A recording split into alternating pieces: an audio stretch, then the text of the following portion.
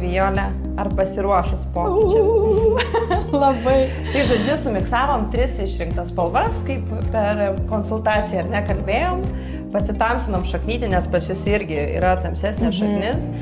Kaip matau, žinokit, Idealiai. Ta prasme, atrodo, va, viskas. Tobulai. Tikrai reikėjo 3 spalvų, nes pas jūs ne viena spalva, kelios netgi. Bet kaip įmanoma taip spalvą idealiai parinkti? Rinkom ir išrinkom. Tikrai neperkrausiu, nes nenoriu apsunkinti jūsų kasdieninę tą priežiūrą, noriu, kad jaustumėtės laisvai, kaip su savais plaukais. Bet jie lengvučiai tokie išvis. Jie, aš manau, kad visiškai identiški, žinokit. Vat grinai mano garbana, kuri net neformuota, va, idealiai.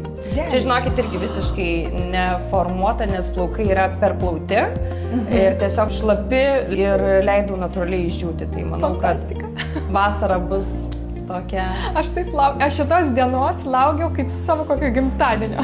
Negaliu aš.